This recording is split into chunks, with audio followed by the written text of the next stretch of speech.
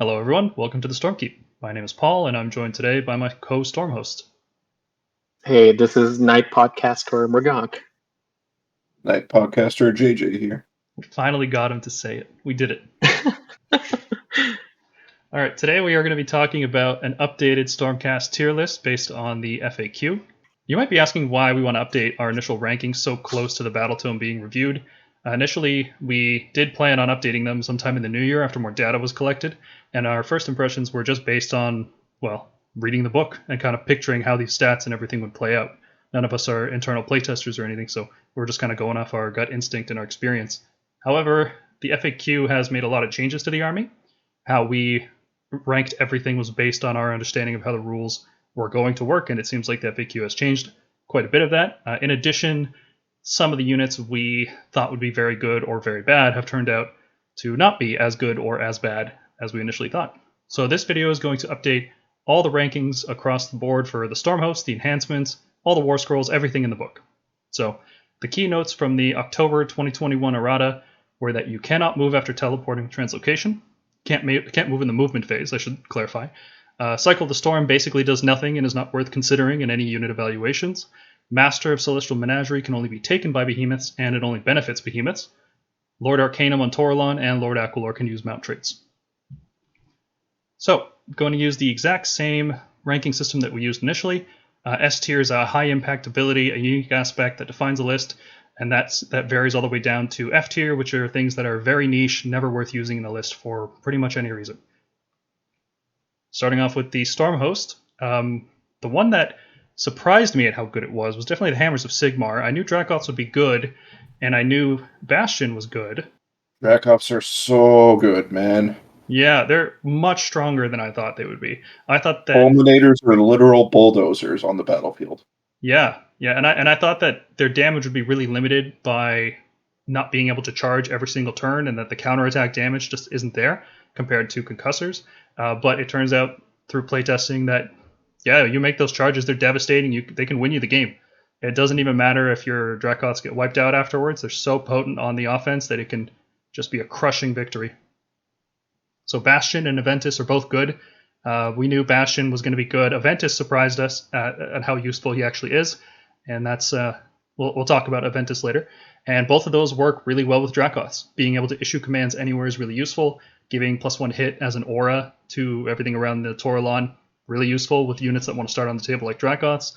So with that and the battle line Dracoths, I think Hammers of Sigmar are worth bumping up from A tier to S tier. What do you guys think? I agree with that one. Now, we've seen lists made entirely out of Dracoths do well at tournaments. I'm a little surprised at that. I don't think that's going to continue. I think Dracoths are a little fragile for how many points you put into them. They're strong offensively, but defensively they're not exceptional. So I don't think Dracoth spam is the way to go. I think a more balanced approach is better, but having them as a battle line slot is an excellent ability. Yeah, I played a game against Ogres this past weekend, and I went up against a Stone Horde that had Metal Cruncher, and I lost a Fulminator, but quite honestly, I still won the exchange. Hollowed Knights, Gardas is exactly as strong as we thought he would be, maybe even stronger now after the changes to Master of Celestial Menagerie. That's fun to say. After that change, defense is more important than ever, so Gardas slots in really nicely into a lot of lists. There's no real battle line choices that you get out of Hallowed Knights. It makes your Redeemer units a little bit punchier. That's not really relevant. All that matters is you get a 5-up board for your whole army in exchange for 160 points. S tier, easily. Yeah, I mean, that's one of our biggest problems, and he solves it, so it stays the same, really. Celestial Vindicators, like the Hallowed Knights, they don't have any battle line options. However, unlike Hallowed Knights, which have to spend points to get an effect, Celestial Vindicators, just for free, if you charge, one unit can get the Blessed Weapons effect, which is quite strong, because +1 hit effects are very good, especially because they stack with other +1 hit effects. So if you have, for example, a Toralon all-out attack and Aether Wings, you don't get to get +3 on units. But if you were to have a +1 hit and then an exploding 6 hit, then you get both of those effects. So it's an incredible force multiplier. So despite the lack of battle line options, Celestial Vindicators still remains in the A tier. It's a very strong option for anyone that plays any kind of melee hammer unit, which is, I think every Stormcast army is going to have at least one melee hammer. Maybe the shootcast list, you don't care about this one, but Yeah, other than that, No, I this is agree. great. I think this is one of the, if not for Tempest Lords, this is probably one of the best sub-factions for Stormbreaks.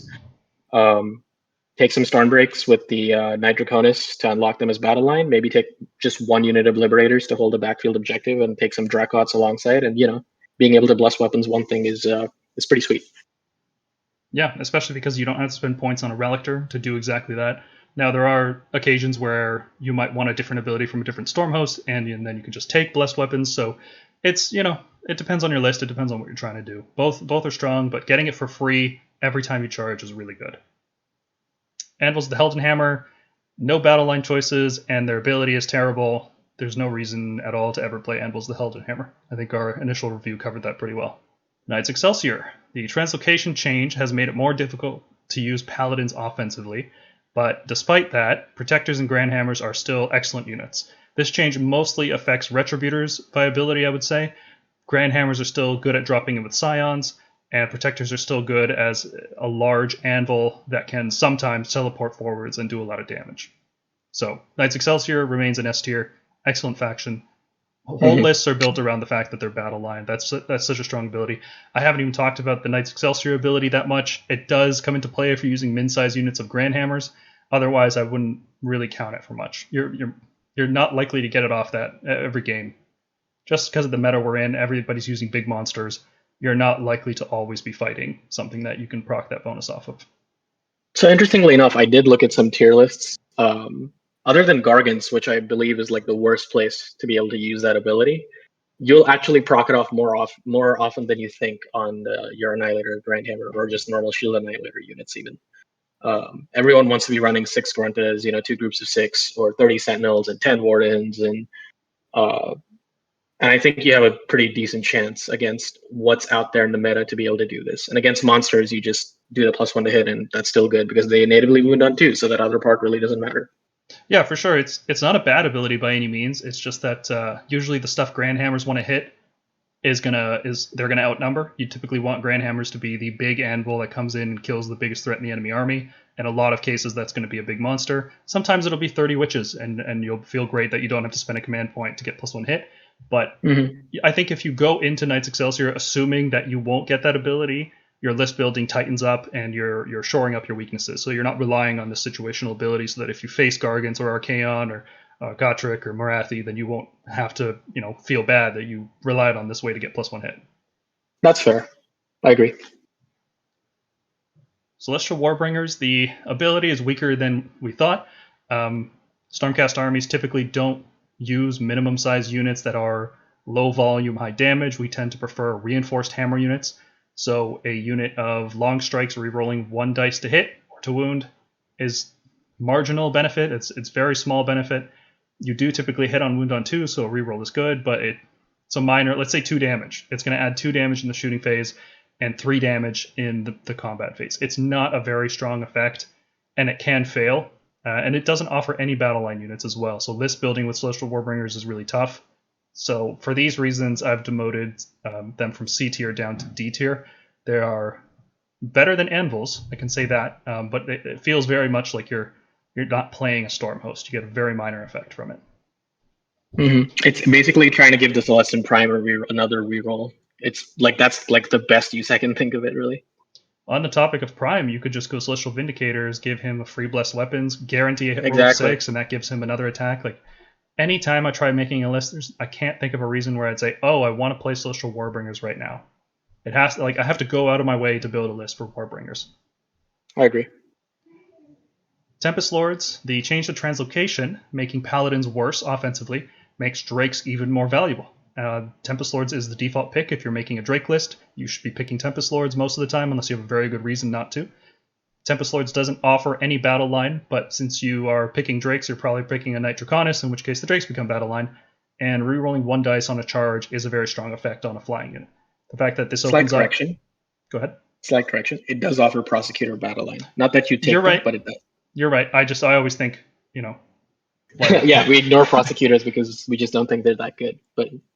Interestingly enough, they have been bumped up. You're right. I forgot Prosecutors as battle line because anytime I make a Tempest Lords list, I fill it with cheap Liberators to have bodies or Drakes, and I often just skip over Prosecutors. Prosecutors are better than we initially thought, I believe, but I don't generally consider that the main reason to play Tempest Lords. It's the fact that Drakes are good and re-rolling 1 dice on charge is good. Yep. So for those reasons, we're changing it from B tier to A tier. And the Astral Templars, the Hunters of the Heartland Battalion is incredibly popular. It allows any troop unit to gain the same effect, and troops are our main anvils. We're typically not doing the most amount of damage with our unique heroes or our big monsters, so Astral Templars has very marginal benefit. We just have a lot of tools to deal with monsters in general, like our Longstrike Raptors don't care about monstrous rampages for the most part. We kill them from 30 inches away, and we don't have to care about what happens when they get within 3 inches. Mm-hmm. So I think we can finally pin down where Astral Templars lies, even in a monster-focused meta. Because Hunters of the Heartland exists, I think we can call Astral Templars a C-tier pick. It's situational. Sometimes you'll want to take it, but it's not something you really build your list around. So hear me out on this. I think Astral Templars becomes way more viable, possibly upgraded to B tier, if we move away from the monsters meta, because we will lose access to the Hunters of the Heartland Battalion in a year.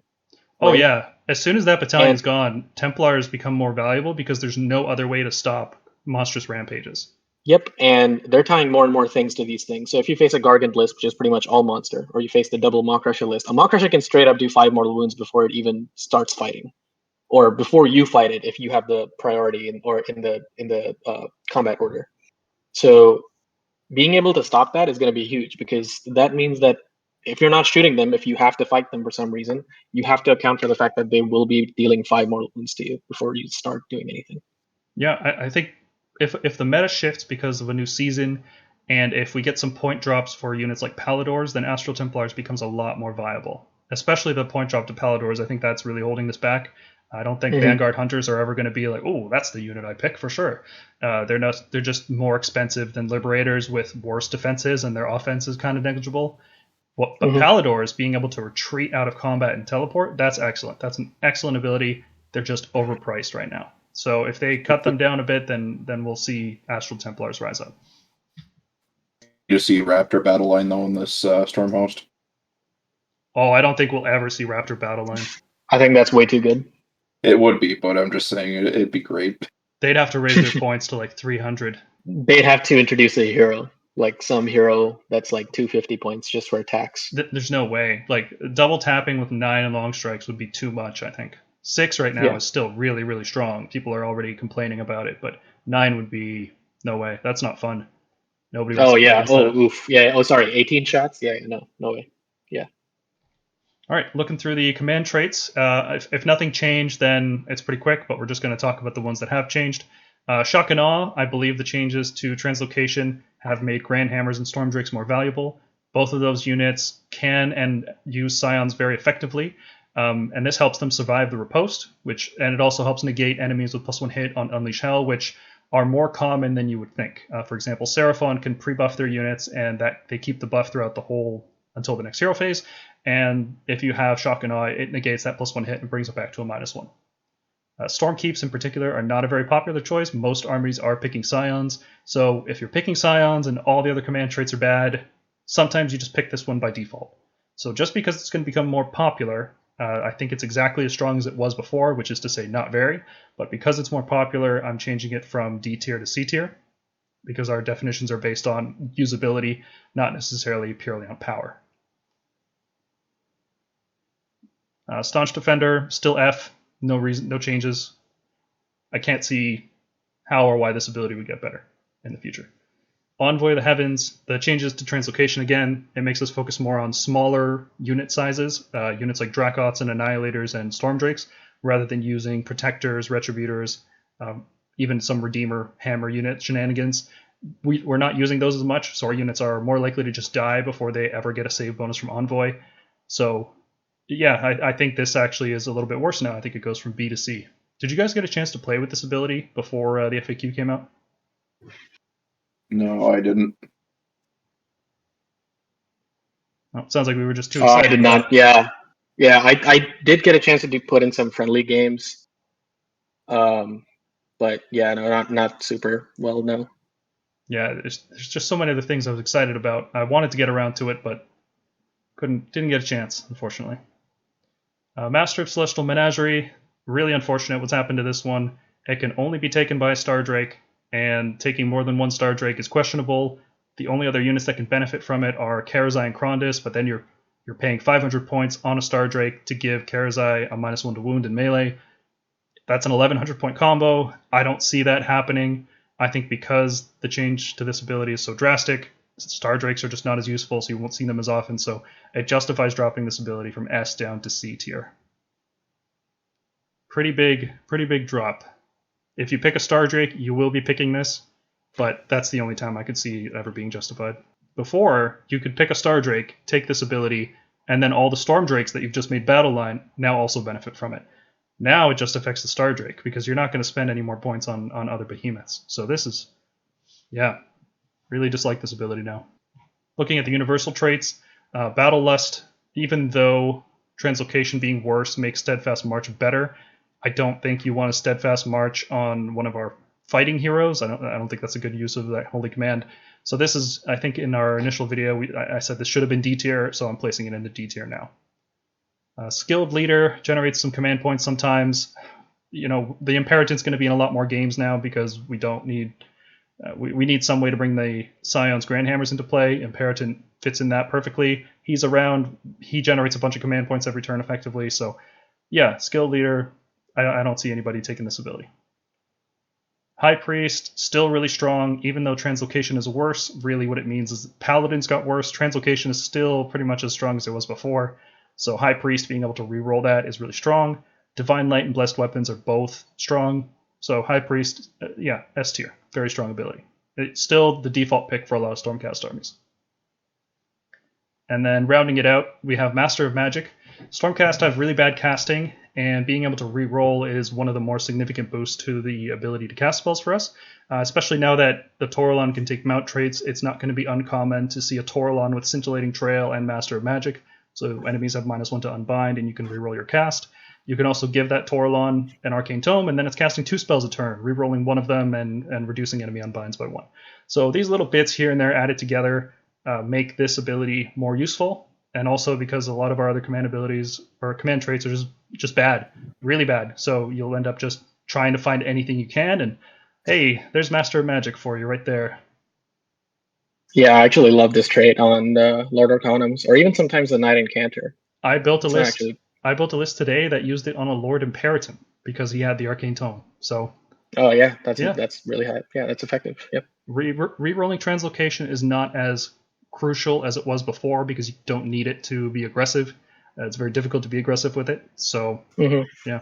The one thing I will say is like our spells generally have like casting values of 5. So it's not that, you know, like, yeah, we have bad casting because we don't have any bonuses or hardly any 2 casts, but most of the time you're going to get your spells off, but having that reroll is really good, and especially if you start, you know, for some reason roll double ones.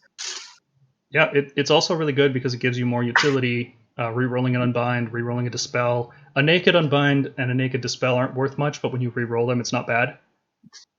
And it also opens up the option to run some endless spells. The list I made today that I was alluding to also uses a Prismatic Palisade.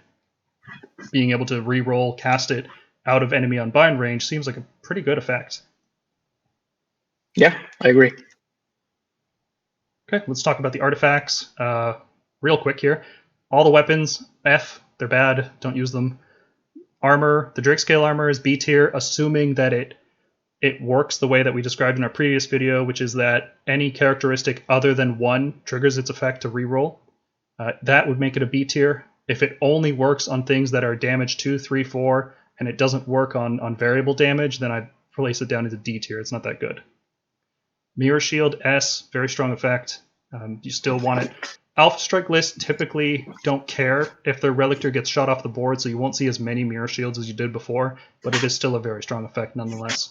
The Amulet of Silvered Sigmarite, still D tier, no changes there. Quicksilver Draught, once per game you can fight first, but none of the Stormcast heroes are particularly good at fighting, and if you want to take an artifact on a hero, you generally want it to be a defensive artifact, especially now that we've lost Menagerie as a viable option. So I'm bumping Quicksilver Draught down 1 from B to C. The Luckstone, guaranteed 12-inch charge, that's a very strong effect. I still don't know exactly where to place that, but I feel like it will find its place eventually. It's also the only artifact that increases shooting damage at all, so if you're running a skew list with a bunch of Knight Judicators, this ends up being the default pick because nothing else really matters. You just take the Arcane Tome and a Luck Stone. That's it. You don't care about the rest. So it's a little bit more viable than the other options in D tier, so I've bumped it up to C. Obsidian Amulet, still D. Yeah, becoming immune to spells once per game is a strong effect if we ever go into a magic meta, but we are an army that has Dispel Scrolls on 125 point heroes, so that artifact is of questionable value to us. D tier.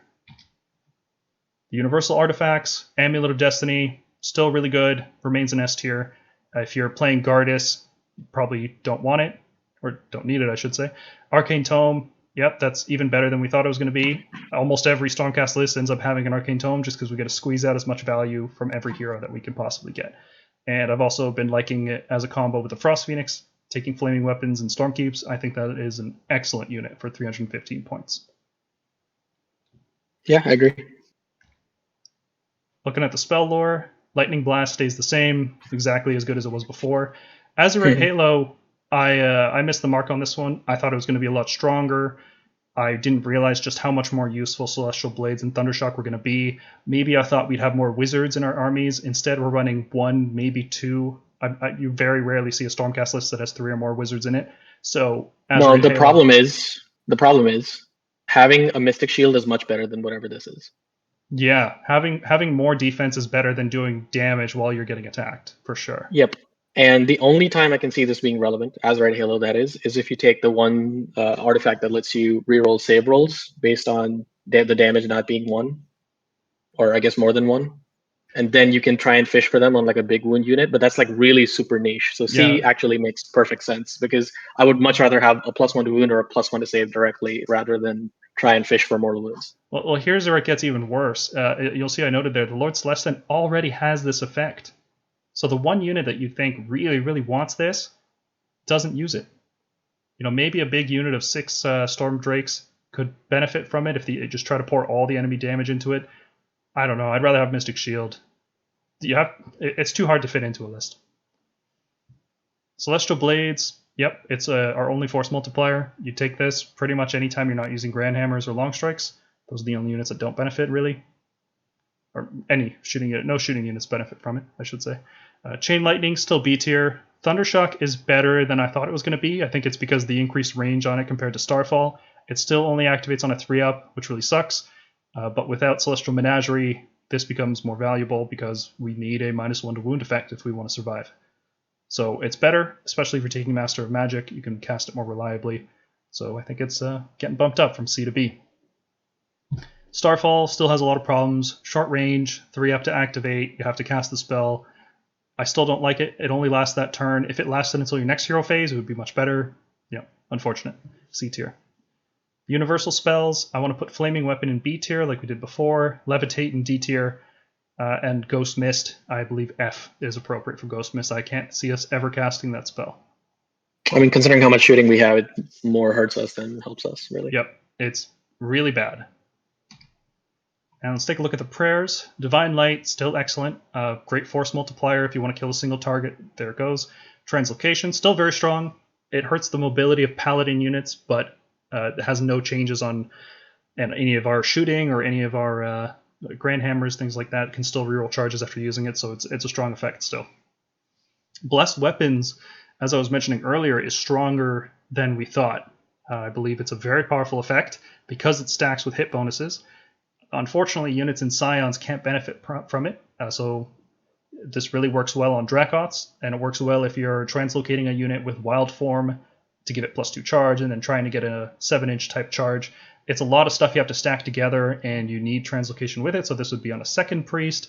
It's a lot of points to do all of this combo, and you can also just get this effect for free with Celestial Vindicators. So the effect is stronger, but it's still quite limited, and so I think I'm going to change it from C to B.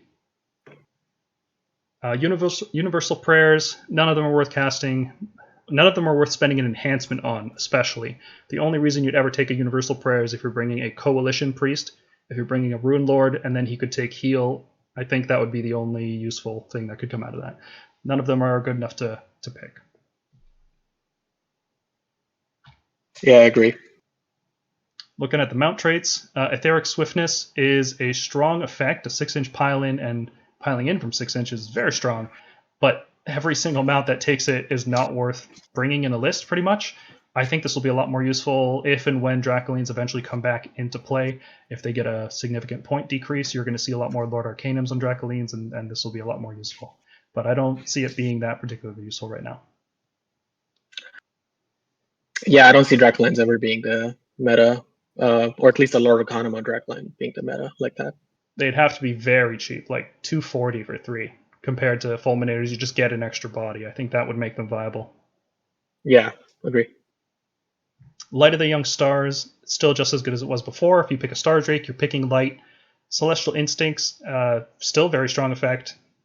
Almost every hero that can take it should take it. It's a very strong effect. It's a bit of a I don't like it on Star Drakes, I'll say that much, because Star Drakes have to choose to shoot or charge, and ideally you would want to do both. If you're retreating with the Star Drake, that means you're going to lose your shooting attack because you want to charge in again anyway. Envoy of Lightning is not great, but if you're building some kind of mass mortal wound bomb, this lets you get more mortal wounds that you can put into the enemy army. I don't think it's worth a mount trait, but none of our mount traits are great, so maybe you'll end up taking this and scioning your general into play. Scintillating Trail, especially now that Master of the Celestial Menagerie has been nerfed, Scintillating Trail is not bad, especially if you take Arcane Tome and Master of Magic. Pretty much any mounted hero can take this. So this is the default pick on the Taurolon, and the Taurolon is, for a lot of lists, going to be the only mounted hero. So you're going to take it because the other ones aren't very good, and this is like a pseudo +1 cast. So it's going all the way from D to A. Big jump. Not because the ability got stronger, just because the way we form lists has changed a little bit. Thunderous Presence is that's the one where you can ignore Battle Shock commands instead of doing a Monstrous Rampage on a 3-up, but only the Knight Draconis can take it. So that's incredibly restricted, and it's not that useful of an effect. I think there might be some meta where you might want to use this, so I haven't placed it in F tier because it could eventually be useful in some way. But yeah, I don't think if I ever see a list with this, I'll be impressed. Like, you're playing with a handicap. You've chosen to just say, I don't want Celestial Instincts. Give me that Thunderous Presence. I want to make this game harder.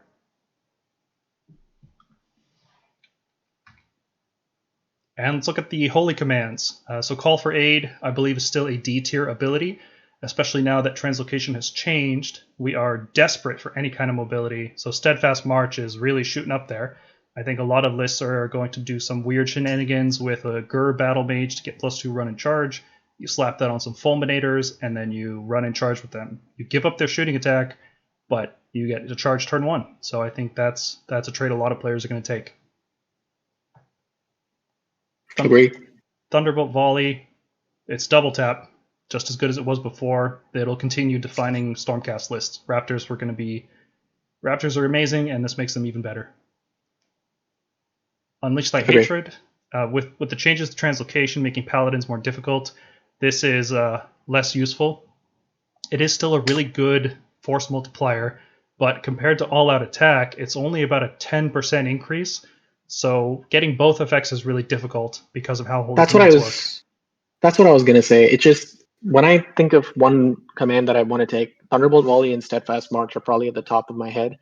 Unleash Thy Hatred is like one of those things that requires very careful positioning to be able to get off. And the fact that you basically have to combo it with the Knights Excelsior trade in order to get the most out of it, it's in that wonky place. Yeah, that's not to say it isn't good. It's just you'll struggle to see this like absolutely defined lists, whereas Thunderbolt Volley and Steadfast March are just good. Mm-hmm. Especially because Grand Hammers, people will often roar them as soon as they see them. So you have to take Hunters of the Heartland, which is more restrictions on your list building, and sometimes you want to just do a one-drop list that is very aggressive and doesn't care about that. So it's just less and less useful the more you look at it. Yeah, agree. It's still best used with Protectors, I think, as a counterattack unit, because pumping up those Star Soul Maces to 2 attacks apiece is an insane damage dump. So it's still useful, it's still good, it's just harder to make it work when you can't teleport Protectors up for a 5-inch charge. Yeah. And Final Thunderstrike, rest in peace. The changes to Translocation have made Steadfast March, Thunderbolt Volley and Unleash Thy Hatred just better in every circumstance, and even sometimes Call for Aid, especially because you can't cycle and blaze together anymore. Yep, this is going from C to F. There's no reason to ever pick this. Yeah, I agree. Section 2. Let's look at all the Warscrolls, and I promise it won't take 4.5 hours this time. We're not going to do in-depth breakdowns of how the unit works and what it does. We're just going to talk about units that have changed or maybe could have changed, but didn't quite make the cut. So let's take a look at Redeemers. I was quite surprised at just how similar Liberators and Vindictors are after episode 5 of our podcast that did an analysis on them. I initially rated these units thinking, oh, Vindictors are like an upgrade over Liberators for 15 points. But in reality, they're almost exactly the same unit. In squads of 5, pretty much indistinguishable. So in that case, you're not spending 15 points to upgrade. You're just spending 15 points, which doesn't really make sense. Like, why would you do that? So for that reason, I've bumped Liberators up to S, and I've dropped Vindictors down to A. Now, Vindictors are still a very good unit. I don't want anyone to think that just because they're not an S tier, you shouldn't use them, or they shouldn't be a default pick in your mind. I just think Liberators, because they're 15 points cheaper, they have more or less the same defensive profile, more or less the same offensive profile. Vindictors are still really good if you have some kind of list where you want to reinforce them.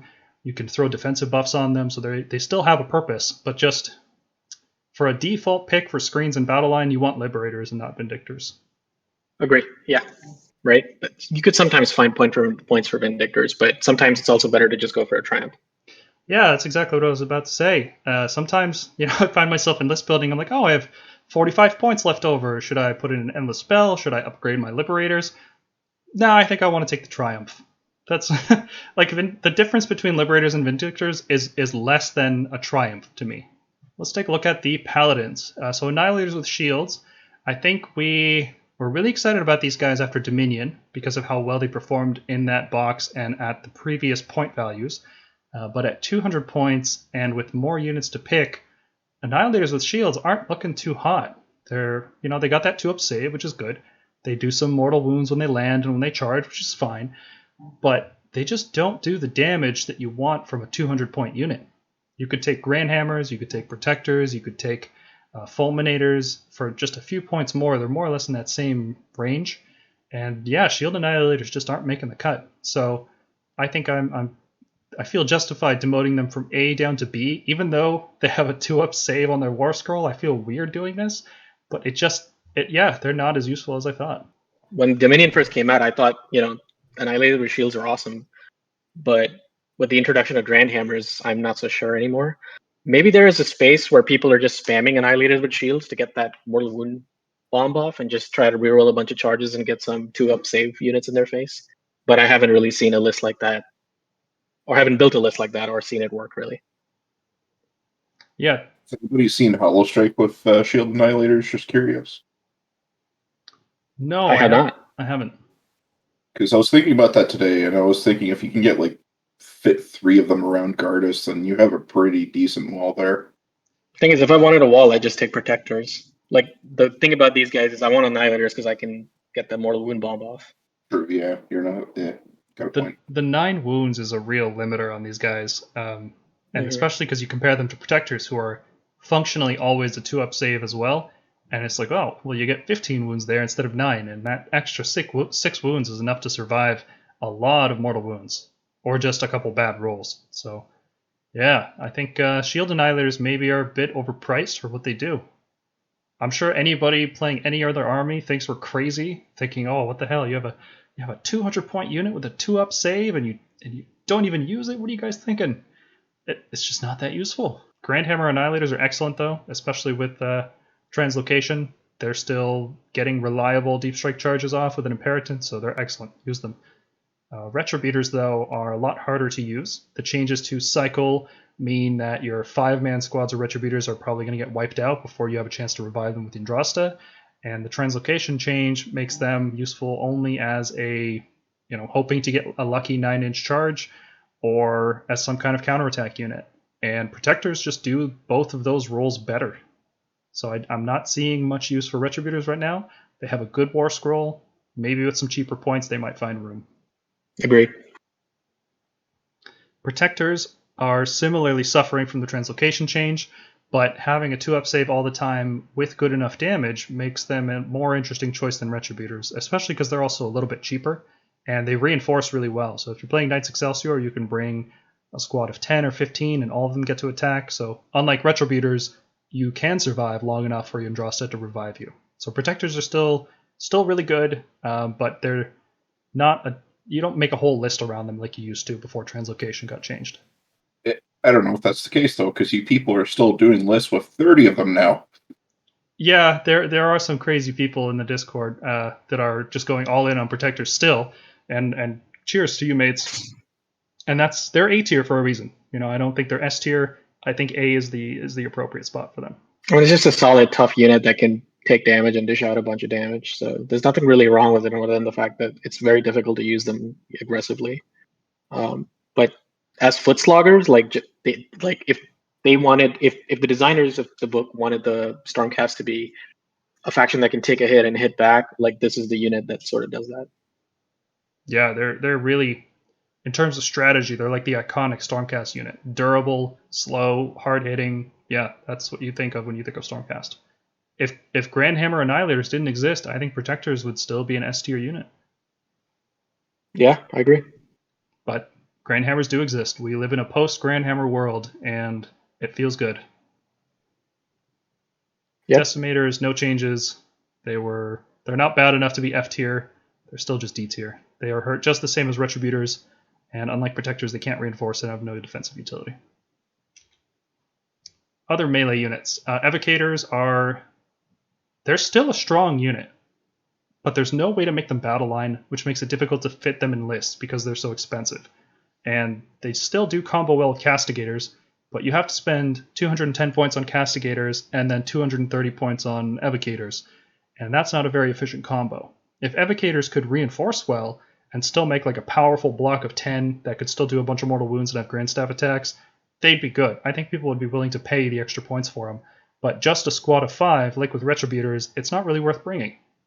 So I'm having trouble fitting them in lists, so I'm bumping them down to B tier. What do you guys think? The loss of reach makes them suffer tremendously. Yeah, I agree. Yeah, and I do understand that was done before at the Battle Tome rather than around, but it's still a significant loss there. Yeah, I think it was intentional. I think they genuinely wanted to either push Grandhammers as the new 2-inch reach unit, and Evocators have been carrying our book for a while. I can see why they would want to nerf it a bit. They still do have some nice points that I like. For example, they are an Unbind, and if you have a Taurolon with Scintillating Trail, they get to cast Empower at effectively +1.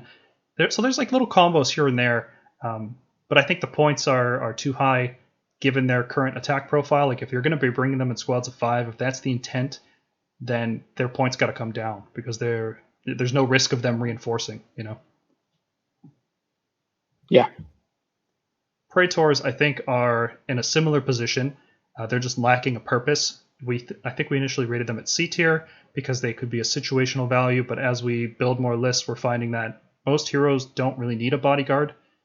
If they do need a bodyguard, it's because they're a key unit in your army. But you can protect them with a Mirror Shield or with an Amulet of Destiny, in which case the Praetors are marginal. Or you have a Gardas aura, in which case the Praetors are a marginal benefit. So the heroes that really do want to use this effect, at least from what I've seen, they're all unique heroes. They're Gardas, Krondys, Karazai, all these heroes that don't have wards or really don't have that many wounds. Like Gardas with Praetors is really hard to kill. But that's a lot of points, Can you justify that?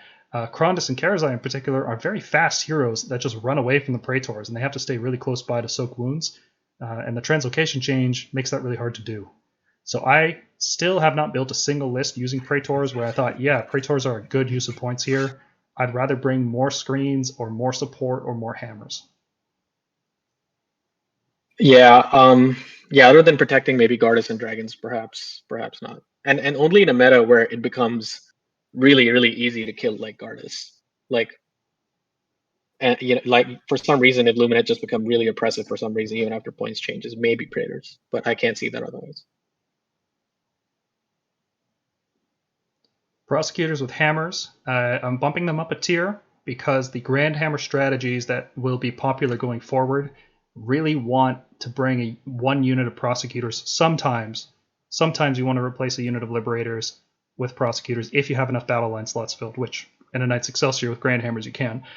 You want to bring them just as a fast unit that can sometimes stop and unleash hell as well. That's the main reason to bring this unit. So for that specific purpose, I'm bumping them from D to C, just because I think Grand Hammer lists will be quite popular. Yeah. Now, Protectors didn't really need them. Protectors are already quite durable. Storm Drakes don't need them. It's specifically because the translocation change has made Grand Hammers more popular and other units less popular. Aether Wings, we're bumping them up a tier from C to B. Raptors are the default pick for shooting. We didn't think that was necessarily going to be the case. We thought it was going to be an even mix of people preferring more wounds with Judicators versus taking the Raptors. But as it turns out, the expanded battle line choices that we have across the different Stormhosts means it's really easy to fit a whole bunch of hammers and still take your Raptor squad. You don't need Judicators like we used to have in the second edition. Filling a battle line slot is not that useful. So because Raptors are really popular, Aether Wings are better. It's the only way to get +1 hit in every single phase. So it helps with Unleash Hell, it helps when you're shooting, it helps in the hero phase when you're getting Thunderbolt Volley, and it is notably the only way to get +1 hit in the hero phase as well. They're also cheap, they are fast, flying, blockers. Yeah, they're better than C tier, that's for sure. Yeah. Everything on this page Ouch. hasn't changed. This is a sad page. Gryph-hounds, I don't think they're worth bringing as a unit. They're worth bringing Never. if you take a Knight Judicator. The Underworld Warbands, everything we discussed is still true. There is a new warband on this list. This was added with Harrow Deep being released recently. And I gotta say, they have a great War Scroll. I really like their War Scroll. They shoot like a Knight Judicator, and they have the Knight Azuros effect, which is great. Like, that's a lot of value. You think that's a 205 point unit and a 120 point unit. But in practical sense, they're not a hero, a knight, or a lord. So you're spending a lot of points on a unit that just fights. So it should be compared to something like a Dracoth. And Dracoths are just better. They're faster, punchier. These guys are 15 wounds on a 3-up, so they got some good stuff going for them. But I think at 265 for this squad, it's too much. The fact that they're Hammers of Sigmar doesn't really matter. None of the Stormhost abilities really affect them. And I mean, you can't put them in Hallowed Knights, I guess, but that's not a big deal. Yeah. Let's take a look at the shooting. Ballistas are... I still like Ballistas. I think having a Rend 3 shot, especially that you can bring 4 times in one battle, is pretty good. The problem is that our other shooting is so much better, and the Ballistas don't use Thunderbolt Volley, which is like a huge thing in our list. Ballistas are still a nice way to fill some gaps in lists. If you want a little more shooting power, you got 150 points, you can slap a Ballista in there. They are 9 wounds, they're tough, not like a lot of other armies' war machines, so there's nothing wrong with Ballistas. Maybe they might be overcosted compared to our other shooting, but yeah, our other shooting is just better, unfortunately, because I have all these Ballistas painted up. I was hoping to use them.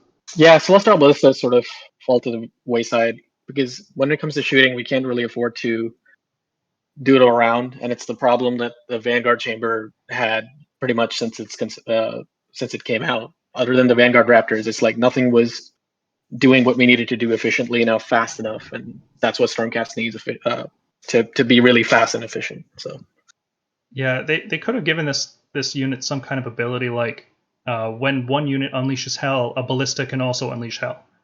So some kind of other utility besides just comparing it directly to other shooting units, and it's not going to win in that respect. And I don't think it needs to. I think you can carve out a niche for every shooting unit if you put your mind to it. I mean, technically, they did give us that weird Lord Ordinator Ballista battery battalion. I can't remember the exact name. Yeah, if that's not enough reason to run this unit. Yeah, I mean, it just gives you a free Unleash Hell. If it gave you double, that'd be something. Yeah, if you could use multiple Unleash Hells, that would be something. But you can't, because the FAQ has clarified that even though you can issue it without issuing it, you still can't use it more than once per turn. It's really weird. Just saves you a command point, really, which is not that exciting. Castigators are fine. There's nothing wrong with them. If you're using Evocators, they're better. Yeah, nothing wrong with Castigators at all. If you buff them up, they are the most efficient shooting unit in the book. So Not bad by any means, but the fact that there are only 6 models at most makes them limited. Crossbow Adjudicators are easily the strongest damage output unit in the book for shooting, but they are heavily limited by their 18-inch range. So just looking at their War Scroll, it wasn't obvious how much damage they did. You see, 4 shots a model on 3s and 3s, but no rend, 1 damage. That's pretty good, right? But then you count in the fact that they have that special weapon too, which has rend 2, and that you can double tap them. And yeah, their damage is tremendous. So if you can build a list that takes advantage of it, you're going to have a great time. But 18-inch range is a serious liability. I mean, talk about relying on translocation. That's one of the units that really wants to be in Scions are translocated. Oh yeah, you translocate a squad of 15 of these guys forward, and then you, I don't know, push some drakes or drop in some walls in front of them. You're going to do a lot of damage. And they also benefit from a triumph, so you can go fishing for that. You can play maybe 30, 40 points down, hope to get a triumph, and give them +1 to wound. Do a whole lot of damage. Adjudicators with bows are not as useful as we initially predicted. So the comparison we had always been using was 15 Adjudicators versus 6 Longstrike Raptors, and their damage profile is almost identical. So we thought, Longstrikes are S tier, Adjudicators should be S tier as well. They have less range, but they have more wounds, they count as battle line, there's trade-offs. But in practical terms, the trade-offs aren't as useful. I think having higher range, slightly higher damage makes the Longstrikes a bit better. And in particular, Adjudicators struggle because there's so many good battle line choices now. They're not filling a specific niche that's in high demand, right? Like, being able to fill a battle line slot is not as useful as it was in 2nd edition. And the fact that you need to bring 15 of these guys to make the Thunderbolt Volley worthwhile really limits how... Not every list can just slam 600 points of shooting in, you know? Yeah, I agree. Also, they occupy a lot of board space. Like, when that happens, when you want to get every unit within 24, you end up making 3 ranks and end up being more like 18 inches away, which puts you in range for a lot of like fast-moving units. So yeah, they still need to be screened like the Raptors. They take up more space, which can be a pro, can be a con. Generally a con in my experience. with shooting units, sure. But I mean, with melee, I don't care. Like, I want protectors to take up space. With Adjudicators taking up space means their effective range goes down because all of them need to be within 24. So you end up making 3 ranks within 24, which ends up being more like 20 inches away. Yeah, and when you have a larger body, you're more likely to get shot back, right? If you have a small body, you can kill something and then hide behind cover. But when you have a larger unit size, it's easier to hit you. Yeah. So for these reasons, we've bumped up the crossbows by 1, and we've knocked down the bows by 1. So they're both A-tier units. They're both still very good, and you'll see them a lot. Prosecutors with javelins, the exact same arguments that I made for the prosecutors with hammers apply to the javelins as well. Sometimes you have 5 points extra in that scenario, and you can use the javelins instead. I think the javelins are better, not by much, but yeah, the exact same argument as before. Vanguard Raptors with Hurricane crossbows are a tremendous disappointment. We definitely missed the mark on it, just like they do with their poor damage. Their damage is too low, period. There's no reason to bring them for 230 points. They do less damage than crossbow Adjudicators, which are 190 points, and battle line. They don't have any kind of unique utility that would justify a damage difference. They cost more points. They're bad. They're a D tier unit. They're worse than... I would rather bring Ballistas than bring Hurricane Raptors. I agree, yeah. Long Strikes, on the other hand, are probably MVPs of the book now. With the change to Protectors, Long Strikes are looking real good. They were already good before, and now we're going to be leaning on them heavily. Yeah, my only concern is like the forever battle between Adjudicators and Long Strikes will continue to go on. And it'll basically come down to what the meta's like and whether we consider the sheer damage versus fragility of either unit. It could also be that rend and high damage falls out of favor. Like if a lot of Coalesce and Ethereal armies come out, if Night Haunt becomes super popular, the rend 2 on the Raptors isn't as useful. I think then people would swap to crossbows and more aggressive playstyles. Yeah, no, totally. I agree. Vigilors, JJ, what do you think? I was just going to say that fragility is mostly easily overcome in general. Yeah, their 30-inch range keeps them really safe, especially when you back it up with a bunch of screens. enemies have to charge deep into your ranks just for a chance at it, and then they usually just hit some liberators or something. Well, my problem is just like even counter shooting. Like I imagine we can shoot most things off the board, but there's like, for those of you who don't know, the Gargants all have like a shooting attack. They move 12 or 11 or whatever, and then their shooting attack is like 18 inches or like 20, 24 inches or something on some of the Gargants. So even with one shot, if it's like -2 Rend, you're gonna lose like a Raptor or two, and that sucks. So Yep, yeah.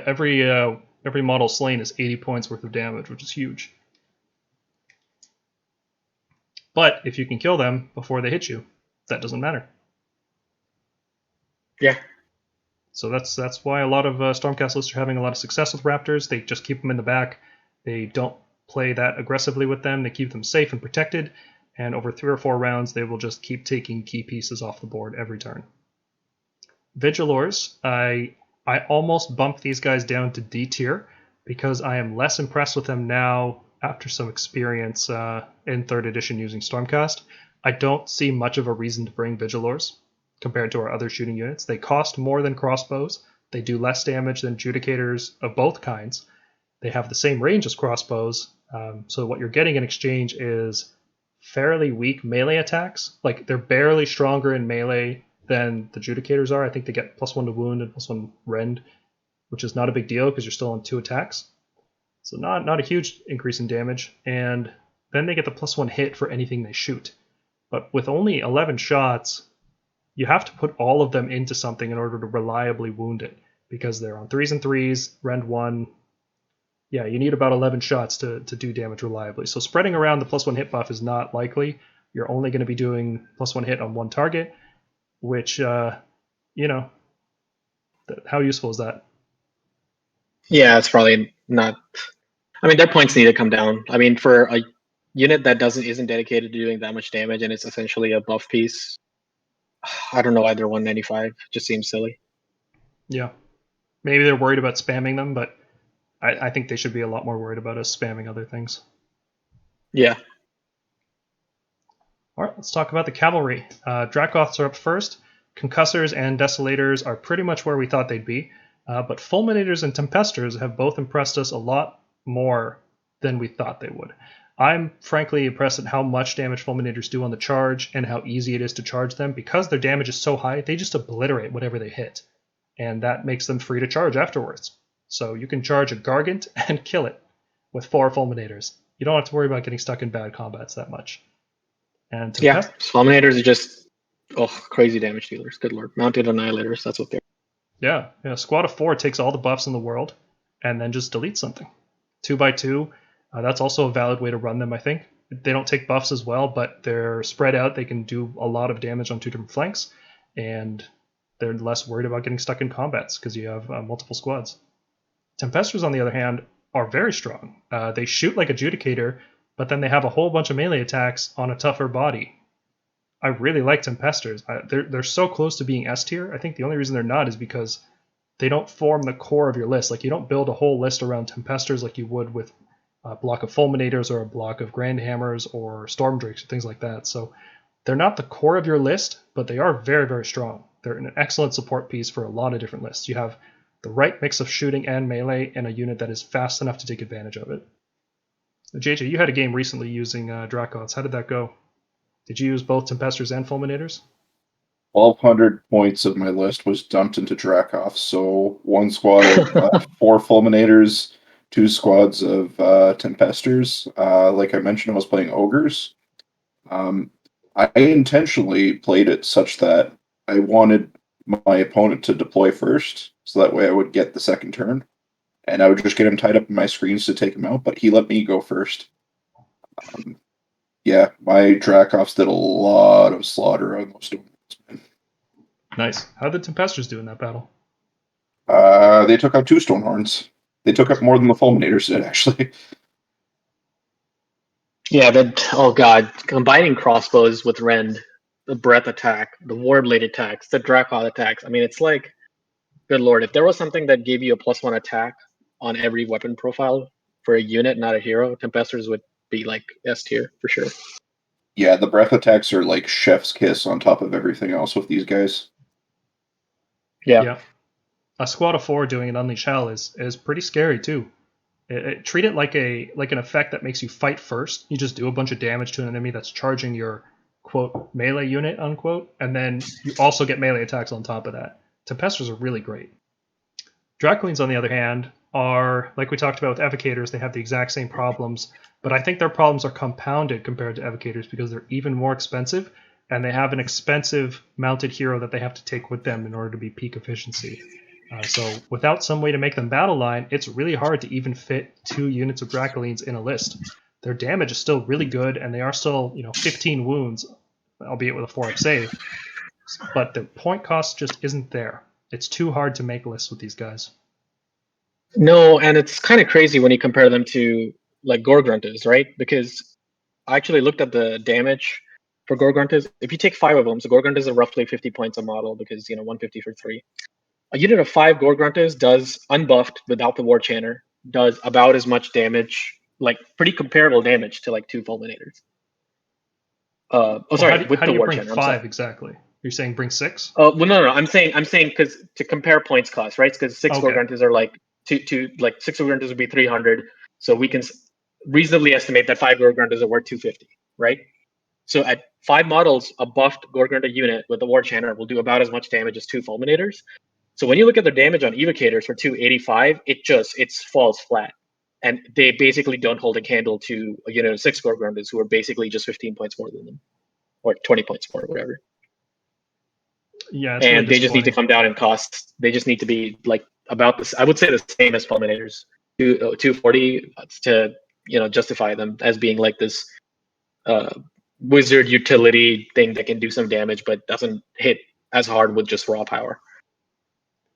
Yeah, unlike some other units in the battle tome like Vanquishers, the Evocators have a good War Scroll. They're held back by their pitched battle profile. So the fact that they cost so many points and that there's no way to make them battle line really holds them back. I think if they put out a new book, and the good thing about pitched battle profiles is that none of the battle line options are part of our allegiance. They're all part of the pitched battle profiles. So if they wanted to, in winter or in the next year's General's Handbook, they could print a new profile for the Evocators and Draculines that says they are battle line in Celestial Warbringers. I think that alone would fix a lot of their problems. Even then, I think they're overcosted. I think the point cost definitely needs to come down, at least by 20, if not 40. And if it was, they reduced it by 20 and made it battle line, sure. But otherwise, I would say like they need to be 240, 250. 280 is just way too high. You're putting them up to next to, Storm Drakes in our army. You're putting them up to Gore-Gruntas. They just don't match up. I'm sorry. What about a special rule of cohesion for them, like the prosecutors do? Well, 2-inch reach would fix them too. But at the end of the day, that's the problem. They're just way too overcosted. Because if you take, again, like I'll use the Gore-Grunta example, right? Their battle line with a War Chanter buff, you're talking about 415 points of damage that just completely outclass a unit of 6 Evocators with 2-inch reach. It's just not even close. So I like the cohesion idea more than 2-inch reach because it's still awkward to hit from the back rank. You have to like run sideways into the enemy in order to fight that. Yeah, rank. You have to run like some really ugly looking formations. Yeah, definitely. That's a big problem with the Draculines is you want to reinforce them because they're hammer. You want to reinforce. You want to stack buffs, but then they have this really weird formation because they have 1-inch coherency with 2 models once they get reinforced, which is strange. So JJ, I really like your suggestion about making them 3-inch cohesion like they are with prosecutors. I think that would fix a lot of their problems. Even then, points got to come down. Yeah, for sure. Quick bit going back onto the Dracos, Paul. How do you think they're costing us these days? Fulminators are probably too cheap. For the damage that they do, they could probably go up 10 or 15 points per squad. The rest of them seem about right. Desolators could come down, I think, a bit. But Fulminators... I think they could be 5 points less. I think because they're the same as Concussors. Like, it doesn't make sense because Concussors are just better. Well, Desolators are Fulminators that don't get the charge bonus. Which is bad. That's a bad thing. Without the charge bonus, Fulminators are not great. Yeah, Desolators are just bad Fulminators, which is a shame because I like the Axe model the best. That's the coolest one. Yeah, I think Fulminators should probably go up 10 or 15 points. I don't think that would make or break too many lists, but we'll see. I think that's an external balance change. I think in terms of internal balance, Fulminators are fine. I think Desolators could probably come down from an internal perspective. Yeah, I agree. Moving on, the Vanguard Paladors, still D tier, no changes there. Even with the change to translocation, the Vanguard Palador teleport is still not that useful. If they had a point drop, I could see some use in them for sure. Storm Drake Guard, excellent, even better than they were before because we have less mobility than we used to. You can still translocate the Storm Drakes and then move with them in the hero phase and then charge with them in the hero phase to avoid Unleash Hell. They are almost as good as they were before. They are one of the units least impacted by the FAQ, aside from Celestial Menagerie, which is... it's unfortunate, but, whatever. We'll get over it. Stormstrike Chariots have the same problems that Evocators do. There's nothing wrong with their Warscroll. They have a lot of good stats, decent melee damage, good survivability, 12 wounds and a 3-up save, but because they can't be battle line, it's hard to fit them in lists. You just want other things a lot more. And you can't reinforce the Chariots, so they're not even a unit that you can buff. So you have to think, when do you want 165 points of this amount of damage? Because that damage doesn't change. You're not going to put Celestial Blades on it. You're not going to put Blessed Weapons on it. So, yeah, it's weird. They could fix this by either making them reinforceable or make, I don't know, Battle Line and Celestial Vindicators maybe. But they're just a weird unit. It's hard to fit them in lists. So there's nothing wrong with the War Scroll. It's just hard to fit them. Yeah. Good points too. Like, I don't mind paying 165 for the Chariot. It's just, that's the range where I start thinking, oh, I'd rather start thinking about a hammer unit instead of this pinner. I've had games, or not, sorry, list building sessions where I have 165 points free. And I don't know, it makes sense as a screening unit because it's a really big base. And I've had games where it just survived against so much damage because you just put all-out defense or like a Mystic Shield on it. And other than Mortal Wounds, they're not getting through that thing. But yeah, it's like when you're trying to max out a list for efficiency, this thing doesn't always find a spot. Like, you need to consciously have to try to put this thing into lists. And there's nothing wrong with it, right? Like, the points Nothing, are fine. Yeah, it's just Warscroll's it fine. just doesn't occur to you. It doesn't occur to you. Yeah. If it could be reinforced, it'd be a lot more interesting, I think. I would pay 330 points for 2 of these. That would be sick.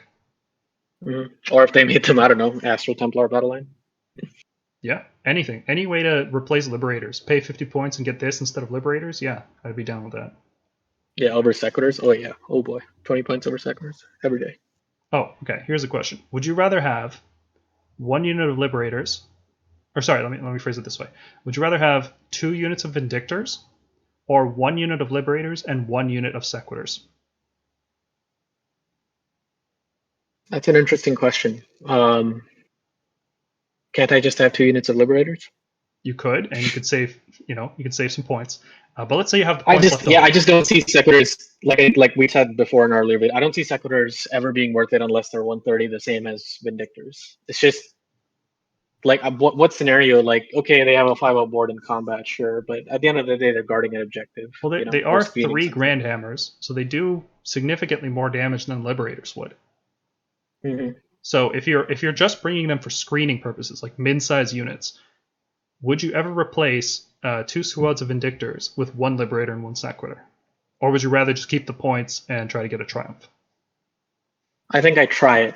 I don't know. I can't say for certain because I haven't taken Sequitur since 3rd edition started. But I'd try it. I'd want to try it out because it makes sense. Like, Liberators could be a backline holder. Sequiturs could be more like a frontline screen if you're, in the sort of battle plan that where you want to split them up and don't want to just guard your entire castle formation.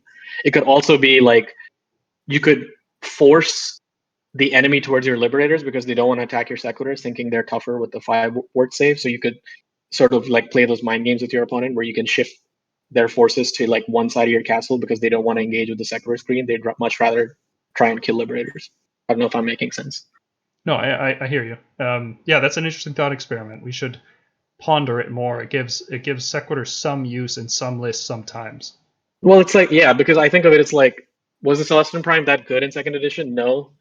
But there were some armies that I fought where he really messed with the opponent's mind as to where they could go. They kept thinking about where he could plop down and do terrible amounts of damage to them.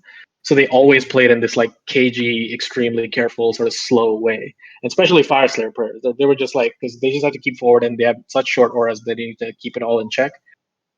So I think not every benefit is just immediately seen on the war scroll. Like sometimes you can play these mind games with your opponent and make them go one direction or another, which works out in your favor because you're dictating the terms of the engagement. Yeah. To clarify, though, this has to be a situation where you have 30 throwaway points, right? You're not doing anything else with those points. I don't think Sequitors are worth upgrading over Liberators. This is purely a situation where there is no opportunity cost except a Triumph. Yeah, agree. We'll have to think about that some more. All right, let's jump into the heroes. This is half the book. Thankfully, there hasn't been that many changes. Knight Azuros, I'm bumping him up one tier because the utility of +1 hit that doesn't require issuing or receiving all-out attack is not useless. There are ways to take advantage of this. The main reason you want this effect is so that you can use Unleash Thy Hatred and still have +1 hit. And you can't use a Toralon for some reason, let's say because you're using Grand Hammers, right? So in this specific scenario, the Knight Azuros has a use, so that by our definitions doesn't make him F tier anymore. I still think he's overpriced. I still think the effect has a lot of poor restrictions, so D tier seems appropriate. Are you taking him out of display, though? He's in the retirement cabinet right now. I would have to pull him out, and I don't know if I will. The Azeros? Yeah. Yeah, I like that niche thing someone pointed out. I think his name is Excalibur Nick on our Discord. That, with an arcane tome, he's a wizard that moves really fast, and it's probably the only wizard at one of the cheapest points cost that can keep up with Dracots for Celestial Blades or Mystic Shield, and give them +1 to hit. With his Lantern, which is not that good. And D tier is right because it's extremely niche. It's literally the only application I can think for him. But yes, if you're not doing that very specific thing, keep him in your retirement cabinet. Yeah, so that's worth getting out of F tier. So congratulations, Azuros, you did it. You crawled away from the Knight Heraldor in that pit. Knight Draconis still S. Yep, just as good as he was before. Knight Heraldor still F. Knight Incantor still S. You still want a Dispel Scroll. You still want a Wizard. Knight Judicator is a little bit better than we gave him credit for initially. I don't think it's because of his damage output necessarily that we're bumping him up. His damage is about as good as a Ballista for the points, but he does come with a free Gryph-hound unit, which is quite useful for battle tactics and for zone control.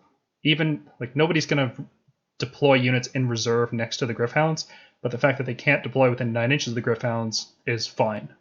Having cheap disposable units is something Stormcast doesn't do well, so getting them for free with this hero who has good but inefficient shooting is fine. I wouldn't bring a Knight Judicator in every list. I wouldn't even think of him as a main reason to spend 200 points, but if you're using one, you're not in a bad spot. He's not making your army worse. Yeah. Questor, no reason for this model to exist. Please get rid of it. Take it out of the battle tome. Let him retire, please.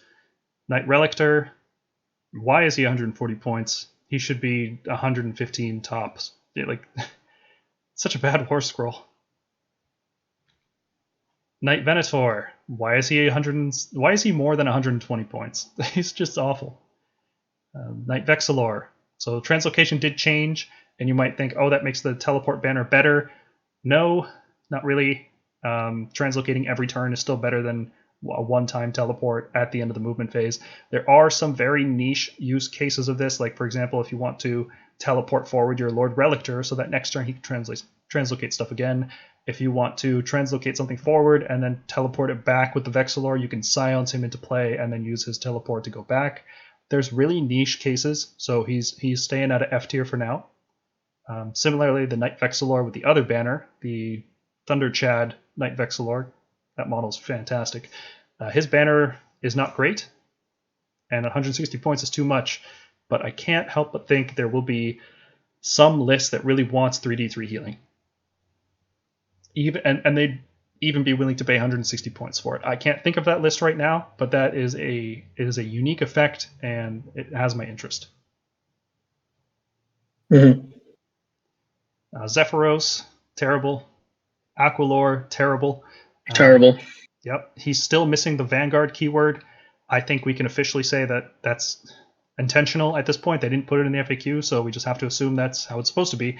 Other teleporting heroes exist. We have the Lord Arcanum on Griff Charger. We don't need a Lord Aquilor. And the one unit you really want to use the Vanguard stuff on, the Vanguard Raptors, they don't have the Vanguard keyword. So this guy is only affecting your Paladors and your Vanguard Hunters, neither of which are really worth using right now.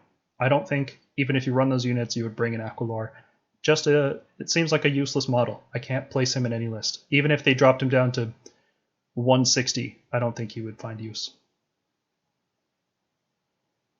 No, I agree. I can't ever see use for him. The Lord Arcanums. The change to Cycle the Storm doesn't really influence our opinion that much on this, because when we initially did our review, we were thinking Cycle the Storm worked the way it did in 2nd edition. That said, Lord Arcanums are all overpriced, and they have bad casting. And in particular, Lord Arcanum on foot is 165 points, I think? Maybe 160? 165, yep. Yeah. I believe he is one. He might be 155, but whatever, 155, 165, doesn't really matter. Casting one spell with +0, predatory spells, moving them around isn't as useful as we thought. None of them are particularly strong, and they all cost a lot of points, which further increases his tax. Yeah, he's not great. D tier. Lord Arcanum on Dracoline. He's one of those support heroes that just lives and dies with the unit that he supports. So if Dracolines are good, the Arcanum on Dracoline's good. But since Dracolines aren't very good right now, he's not very good right now. He's also an overpriced wizard with poor casting. The Lord Arcanum on Griff Charger. There was a brief period of time there where Cycle the Storm was working in a cool way and teleporting around with that effect, and then having a healing spell. That was really good, but that's all gone now. So he's back. He stays in D tier. Lord Arcanum on Tarlon, despite losing one of the abilities on his Warscroll, still just an excellent hero. 285 seems a bit much.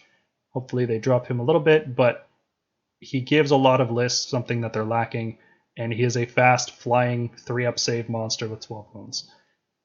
And he's a wizard, so sometimes he even casts a spell for you. And sometimes he's the only mounted hero on your list, so he gets even more value with the mount trait. So yeah, Toralon is good. No changes on this list. Pretty much everything we said in the last video still applies. The only thing I would say is that the Lord Imperatant is looking even better than he was before, because the translocation charges aren't as reliable. The Lord Imperatant is looking quite good. Lord Ordinator, going down 2 tiers. You're not really bringing war machines to lists. Ballistas aren't common, and the Lord Ordinator is only as good as the number of war machines you bring.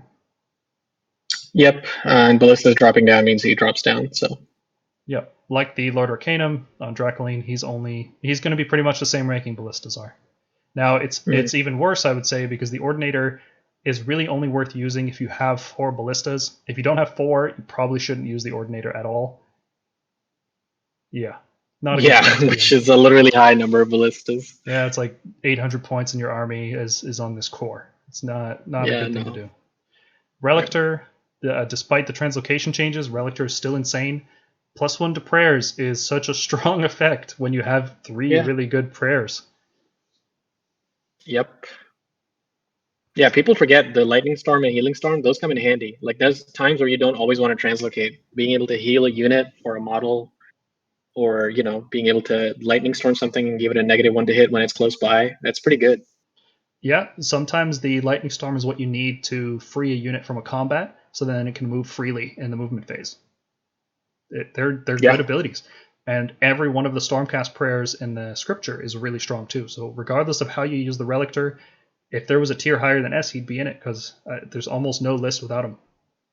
I wonder if we'll ever see like 2 prayer priests, like we see 2 cast wizards. Man, that would be sick. Fireslayers used to do that. Yeah, I wonder if, because it's surprising we haven't seen one yet. Also, like maybe like an artifact like Rosary of Faith, make something a priest, and then it gets like an arcane tome, but it gets to cast another spell, or sorry, chant another prayer. That would be fantastic. Yeah. Maybe next year in the new General's Handbook we might have something like that. We shall see. Yeah. Lord Celestin and Stardrake has been hit pretty hard with these changes. In particular, the Master of the Celestial Menagerie is something that only he can take, and you might think, oh, that makes him a lot better. but that actually makes him a lot worse, because when you invest that many points in a Star Drake, you want to make sure that the value is spread out as well throughout your army. You're not just dumping more and more resources into him. So being able to take the Lord Celestin on a Star Drake, who makes your Storm Drakes battle line, and then also makes all of them -1 to wound, that was awesome. But he doesn't do that anymore. He just takes that effect for himself. So it's not that the Lord Celestin has got any worse, it's that everything around the Lord Celestin has gotten worse. So he's harder to fit into lists, and you have to dedicate a lot more resources into him, which makes him more expensive in terms of opportunity costs. And frankly, I don't think he's worth all that opportunity cost. For a 500-point model, he doesn't do that much damage. He can take wounds really well, but he just doesn't do that much damage. Yeah. And looking at the unique heroes, Aventus Firestrike, I think we underrated him at first. And for me, I can't speak for you guys, but I definitely thought that giving up traits, artifacts, mount traits, all that stuff was going to be a big deal. And I really like the Toralon. I like its +1 hit effect. And sometimes you want to pay 40 points to get an extra spell. Giving up those traits doesn't really matter, because our traits are bad. They're really bad. We have terrible allegiance abilities.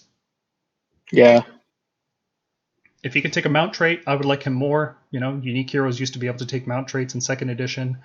Can't do that anymore, unfortunately. Yeah, well, at least he has a 3-up, 6-up.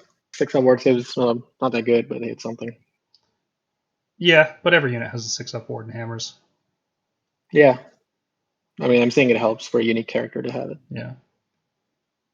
The only reason I haven't rated him as A tier is because sometimes you still want to take the Toralon. It's cheaper.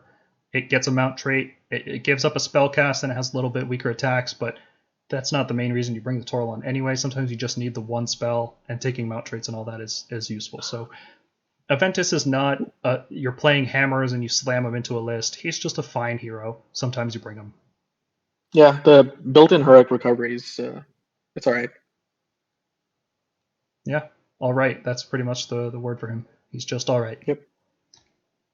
No changes here. Gardas still good. Gavriel still bad. Bastion still good. Neve still bad. Vandus still okay. But then we're looking at the last 3 heroes on the list here. Andrasta, the change to Cycle the Storm makes it so that units are going to get wiped out instead of being revived, potentially with 1 remaining. And Andrasta was really set in that way, where she could just start reviving a bunch of models every turn after you save them with Cycle the Storm. And that was great. But she's 320 points. That's a lot of points for a revive effect that's not guaranteed to go off. You have to specifically combo her, I think, with protectors now, so she's less versatile than before. Her damage isn't great. Her durability is good, but are people really going to target her? I don't know. I'm not feeling Andrasta anymore after the changes. I still think she has a place in Stormkeep lists, but you have to be very careful with her, and it's like having to play KG with a 320-point model that's wants to be a beat stick but also a support character is like, you feel like using them as, or not utilizing them efficiently. So I could still see her in B tier. I don't necessarily agree she's C, but yeah, she's not an easy model to justify or use. I'll say that. I think she's C in the same way that Vandus Hammerhand is C and Estrella Soulbright is C, is that there's particular lists that they fit in. They're very, very niche lists. They have to specifically have their particular abilities in mind. And yeah, for their point cost especially, Andrasta is really high up there. If she was 240, 250, I'd make her a lot better. Okay, yeah, I agree. And finally, the last 2 here, the Big Dragons, they've dropped down quite a bit. And these are models we haven't had to playtest yet, which is unfortunate. But you can kind of, you've seen enough big monsters to know how this is going to go, right? Yeah, it's no ward, no command trait, no artifact. Menagerie changed, so I feel like that the cost 600 because they had Menagerie's cost sort of built into it. Like they just, whoever designed this assumed that that's the thing you would be taking with them. But now that comes with a 500-point tax instead of a 255-point tax, that makes it a lot worse because you're just giving up so much board control with a Star Drake and Krondys or Karazai in the same list. Yeah, I would love Krondys if he had every spell in the Stormcast arsenal and he could just pick and choose. Oh yeah, that's a missed opportunity. Yeah, I think it's because you can use him in cities, right? Yeah, fair. Coalition. They have to think about that. They could put a rule that says if he's in a Stormcast Eternals army, he can learn all the spells, but Yeah, you're right. That could have been on his Warscroll, right? Yep, 600 points is just a lot to pay for these guys, especially when you have to pay 500 point tax to get -1 to wound. I still think Karazai has some potential. I made a pretty sick looking list that was all about Karazai. It used Gardas to give him a 5-up ward and Saintly Assault for +1 to all 3 of his melee attacks. It gave him a Castellant, a Mystic Shield, Celestial Blades, like all these effects you stack on him. And the problem I have with that list, as fun as it does look for Stormcast to finally play like Monster Hammer like every other army could, the problem is that other armies do it better and cheaper, and usually with 2 of that model rather than 1. Right? Like Karazai is not an Nagash, he's not an Archaon. He's not going to kill the entire enemy army by himself. He can only be in one place at a time, and he's going to kill whatever he fights, but he can't kill the whole army in 5 rounds. And here's a summary slide. So as you can see, I would rate anything C tier or higher as a playable unit, right? So about 44% of our book is D or F, and I would say that's not a bad place to be for a book. So even after the post, or even in the post FAQ world, Stormcast are still, they're looking okay.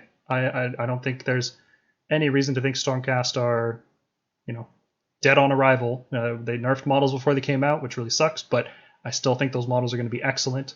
I don't think there's any reason to despair about the state of Stormcast right now. If they increase the point cost in the winter FAQ, that would be pretty bad for us. I'll say that. All right, so it's been about a week since the FAQ. How are you guys feeling overall about the state of the army right now? Have you gotten a lot of games in that time? Go ahead, JJ. I've gotten the one. I feel a bit more like a competent player, but I feel like we have a lot of strengths that we can play with and that we can run with, quite honestly. So I think our army is still a pretty solid option. Yeah. I think the army is good. It's solid. I think it matches up well into a lot of the 2.0, 3.0 armies. What I'm concerned about, and this happened in 2nd edition, was that we were the best army in the game, I think. One of the best armies in the game when Soul Wars first came out. Second Resident Evil is really good. And I'm just starting to wonder what the power creep will look like with the next tomes and whether that's something just points changes will be able to solve. Because last time, a lot of the things just needed Warscroll changes. Points weren't enough. I do think the Warscrolls are really solid this time around. A lot of them, at least. Like all the S, A, and B tiers are pretty in the playable category. It just remains to be seen, what they do with points and what the next books are like. Yeah, our enhancements are quite weak. Most of them are defensive focused. They're not offensively oriented. So most of our most of our damage comes from our hammer units, not our heroes. We have good defensive artifacts. Yeah, and I feel like with the FAQ, they removed a lot of the flair from the army. So it's an army that, it does what it says on the box. Tough dudes, hit well, take a hit. That's what it does. Time will tell whether that's a good model for a consistently competitive army. Yeah, that kind of army is only as good as its point cost. If everything is overpriced, then nothing works, right? But if everything's underpriced, then the army is overpowered. It's a really precarious way to balance an army. I think enhancements, battalions, things in 2nd edition, maybe they could have toned it back instead of removing them. And then there's more knobs that they could tweak in order to get the balance just right. I have a feeling that I have this really bad feeling in the pit of my stomach that Stormcast are still going to get nerfed in the winter FAQ. I can't get over it. It's just ever present and sitting there. Yeah, I can totally, given that this is the first time we've seen Celestial Menagerie, a thing that affects mostly Drakes, nerfed before Drakes are even out, or the big dragons. I can see the Drakes and the Drake and Draconis points going up. Yeah, they've probably written that stuff now so that they can publish it in 2 months, right? So based on player feedback, I could see them doing it. It would be unfortunate. Yeah, it remains to be seen whether they want to do the double light-handed touches or the single heavy-handed. They could go heavy-handed and raise it by 70 points or 60 points right off the bat, or they could go over 2 FAQs, the winter FAQ and the next summer FAQ, and nerf it 30 points each time, and wait to see whether the other one is needed. And I think so that remains to be seen. Yeah. Well, we'll see. I don't think any of it is warranted until there's more data collected. Everybody could be. Maybe the menagerie changes enough. Maybe that'll be even rescinded at some point. Maybe it turns out that was totally fine in the end. We'll just have to wait and see how it all shakes out. We don't even have Grand Hammers in our hands yet, so Let's not jump the gun and assume Storm Drakes need any changes. This Saturday. Yeah, I'm looking forward to it. Okay, so thanks everybody for listening. Upcoming videos and events. We still want to do our Stormcast Battletome wish listing. In fact, the only reason we pushed out this tier list video is because our patrons asked us to ahead of time. We put up a poll, and this is the video they wanted to see. So this is the video you guys got. We still want to do that wish listing video. We still are working on Lords of the Storm number 2, which is a list building episode. And in addition to those, I had an idea to do a video about Stormcast as coalition units in Cities of Sigmar armies. So using things like living cities to deep strike in a squad of 4 fulminators, shooting with their breath attack, using the command ability to move 10 inches forward, and you can't redeploy against that because it's in the shooting phase. So you get a 3-inch charge on a guaranteed deep strike. Pretty good. Other combos that look like fun include all the various boosts you get to shooting, like for example, rerolling hit rolls of 1 in an aura, in Greywater Fastness, Hallow Heart pumping up Krondus like crazy. There's a lot of good looking combos, so I'm going to explore that and maybe even come up with some lists for that as well. Just to reiterate for you guys, every week we have 3 hangouts with you guys in the Discord. Wednesday nights for our North American crowd, Saturday mornings for me for the European crowd, and Saturday evenings for me for the Australian crowd, which would be your Sunday afternoon for you guys. This week in particular, if you happen to be watching this video before October 30th, 2021, this Saturday we're going to be hanging out in the Discord to watch Warhammer Day stream. So if you're around, feel free to drop in. Yeah, and as a final, we'd like to thank our patrons. Your support means a lot to us.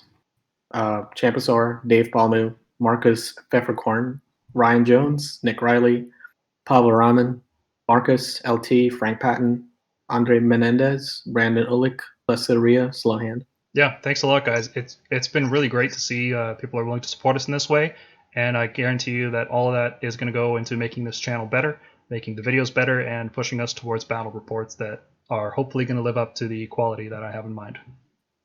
Okay, thanks for listening. See you next time.